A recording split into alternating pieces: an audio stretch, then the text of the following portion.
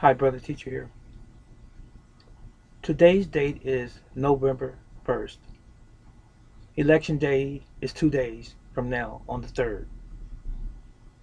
Are you prepared to vote or have you voted? That's your personal thing.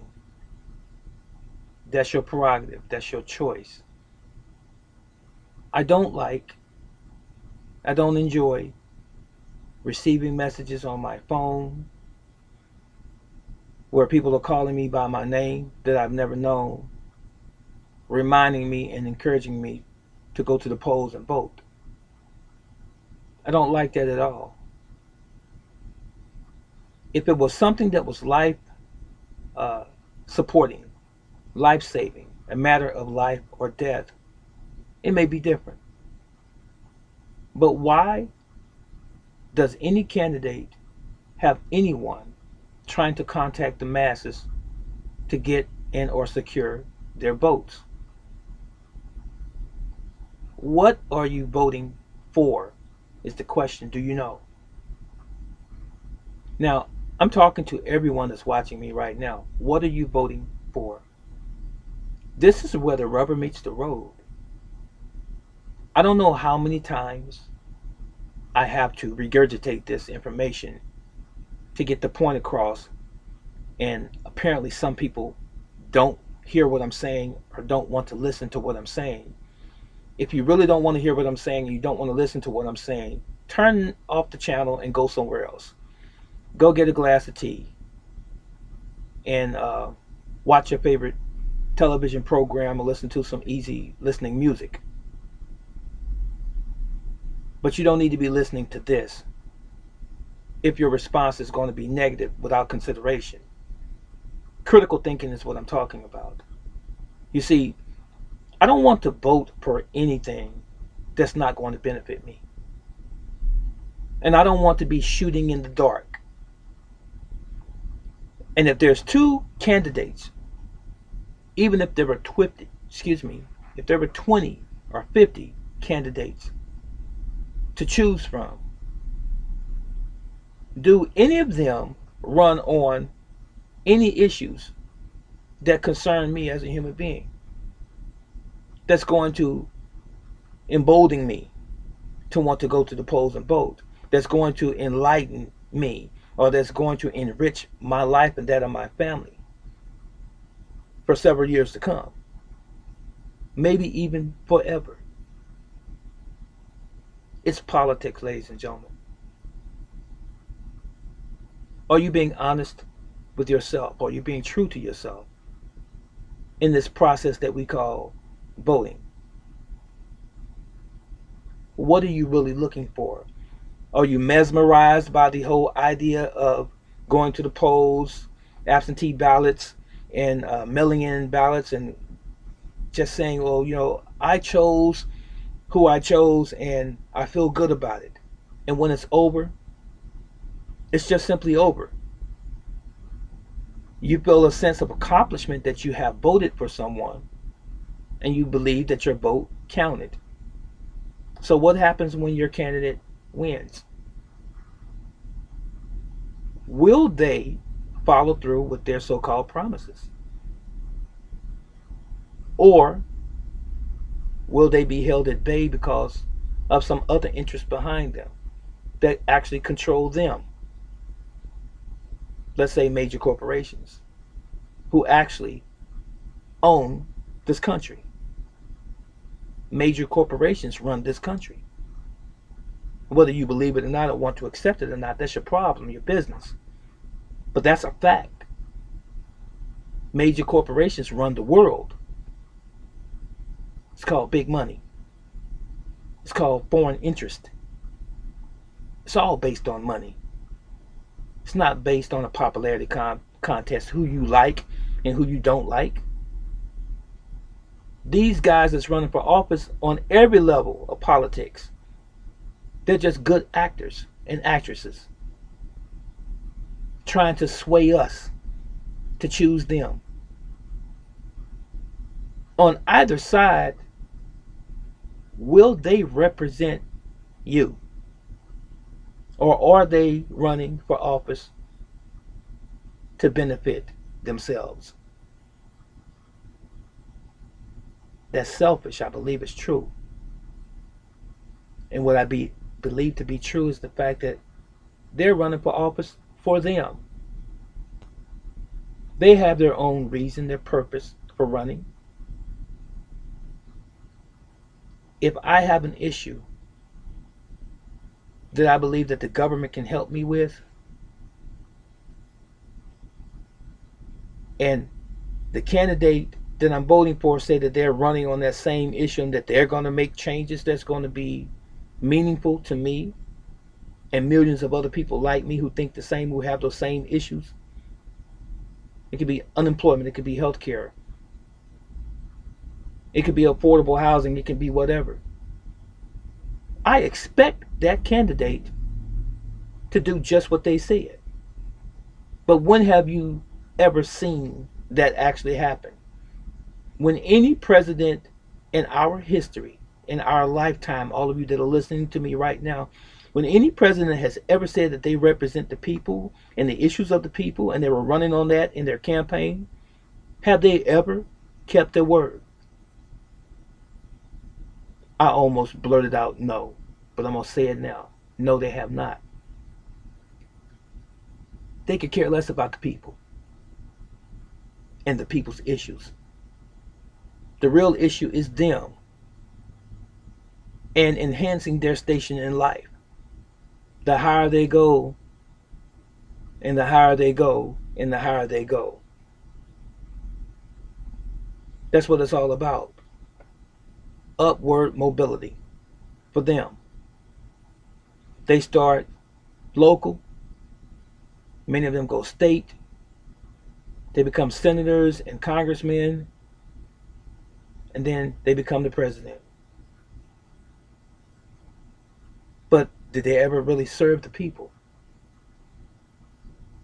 If you're serving the people, then you would know as a president that the people matter as individuals. We are human beings. We have feelings. We have concerns. If you are not addressing the concerns of the people to make this world a better place to live in, you have no right governing anyone. But let me tell you this before I leave. This is the most important thing to me. When I was a young man coming up, I would hear these statements that uh, government and religion is separated. They're not together. It's probably okay. But let's make it a little bit more plain. Church and state. Let's make it a little bit more plain. Any man or woman that occupies the position in government of a president of America, this country, and your foundation is not based on a creator, on God, if you will, and I'm not talking about God, the money that you worship in America and the world, but if your foundation is not based on God's laws and his principles, you don't represent the people, brother, sister. You're representing something else. You're representing yourself. You're standing for something else, but it's not us. Now, someone say, well, oh, you're putting religion in there. You're putting the church in there. Let me tell you something.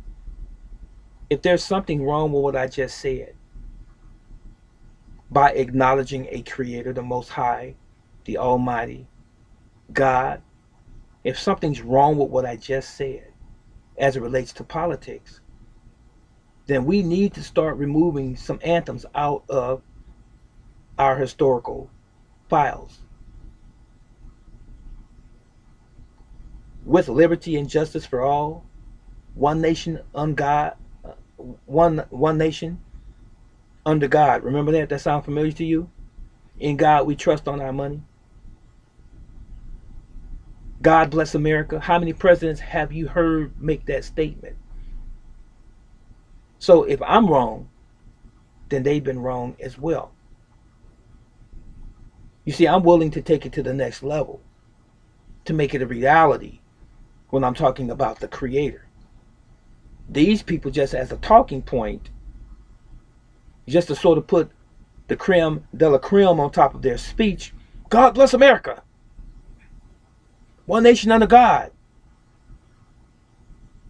But after they make those statements, they don't live their lives, they don't govern their lives as if that statement even had any credence at all. Now let's send the missiles over to this country and blow some stuff up. Let's contribute to the poverty in another third world country. Let's continue to profile black people on a local level and a state level in these other places in America. But we're one nation under God, remember? Let's continue to profile black people, to shoot people in the back, to shoot unarmed black people in the streets with our police department. We never do anything about it. But it's one nation under God, right? Let's continue to kill babies in the abortion clinics. Abortion clinic murder. Oh, but a woman has a right to her own body. The choice what she does with her unborn, undeveloped baby or fetus. She has a right. We're talking about COVID-19 killing so many people. Have you ever considered how many babies are dying in abortion clinics? You ever thought about that? I'm talking a little fast and getting it twisted a little bit. It's okay, but you know me. It's all right. So much on my mind because there's a lot going on. It's a lot going on these days. And we really need to be paying attention. And not just simply paying attention, but as we're paying attention, we need to start thinking and then acting upon that thought process and making positive change. Because our children are going to suffer as a result of our decisions, if they're wrong decisions. It might seem like I'm rambling on. Did you get the context, or are you getting the context of what I'm talking about? I'm not voting for anybody that does not have God in their lives. Anyone that supports the murder of another group of people in another country, I'm not supporting them. Any individual that runs for president and becomes president who thinks it's okay to have unprecedented homelessness in this country, but politicians are steadily lining their pockets with millions and millions of dollars in salaries and bonuses, and judges as well, and lawyers, at the expense of the poor, the dirt poor, and the working poor, and the middle class. These politicians have fat bank accounts, extravagant living expenses, traveling the world, vacations, perks of all sorts, just because of the station of life they find themselves in, at the expense of those on the bottom. I'm not preaching socialism. I'm not saying that we will all be the same or should be the same, but can at least be a fair playing field. America, Mr. President to be, maybe, if it's Joe Biden or if it's Donald Trump. Can it be fair? Can the black man in America come from up under your foot on our neck? I'm talking about the government now. And when you were asked President Trump to denounce white supremacy and racism in America? Why was it so hard to answer that question and denounce it? But you're going to tell someone to stand back and stand by? I don't get it. I just don't get it. And Joe Biden